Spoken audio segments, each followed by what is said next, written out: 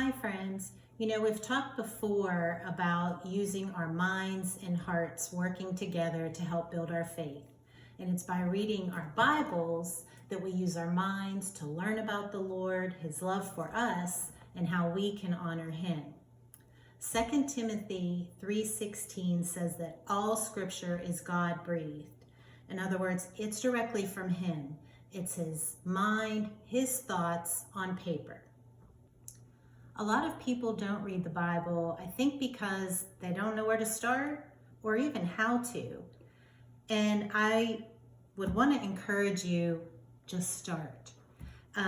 First step is getting one of these, and I would recommend one that I use, which is the Life Application Study Bible.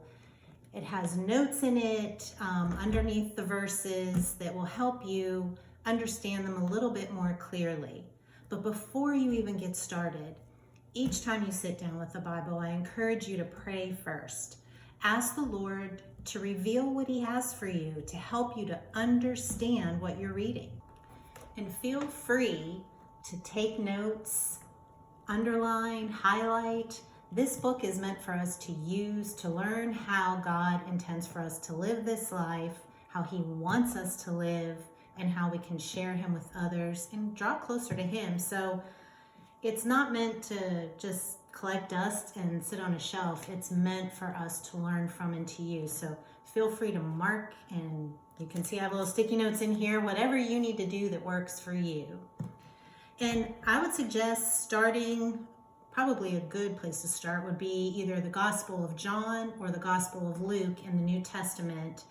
Both of those books cover the life and teachings of Jesus. And much of the Old Testament will make a lot more sense with the knowledge of what happened during Jesus's lifetime. 3 other ways to read this Bible would be to meditate on a specific verse. I like to do that quite a bit actually, and I'll read the notes that are along with it, read various translations of that same verse. But most importantly, I recommend you absolutely read all around that verse, whether it's a section or just 1 or 2 other verses before and after, because you want to get it in the correct context. It's dangerous just to nitpick, that's not the right way, but to pick out a verse and just read it and try to figure it out. It can be taken out of context, which then wouldn't be correct or from the Lord. Another way is to read a whole chapter. Same thing, read notes, read translations if you'd like, other commentaries about that same chapter is very helpful as well. Another way is to do a word study. So say you would think of worry, or maybe that's what's on your heart currently as you're worried about stuff and you want to know what God has to say. Well, in the back of the Bible is an index or a dictionary or what's called a concordance, and you can look up the word worry and it will list all the verses that refer to that word and tell you about that word and what the Lord has to say about it. That can be very helpful for you. Just a few tips. Be sure that you're reading for quality, not quantity. The goal isn't to read as much at one sitting as you can. The goal is to learn who God is and to draw closer to Him. So that can be a short little bit. That might be all He has for you, and that's okay. That's what the focus should be.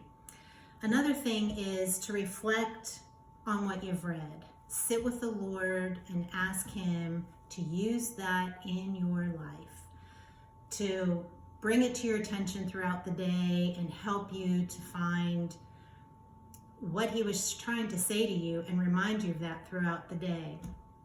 Remember, there is no right way to read the Bible. There are many different ways. The important thing is that you're reading it, that we're learning what He has for us.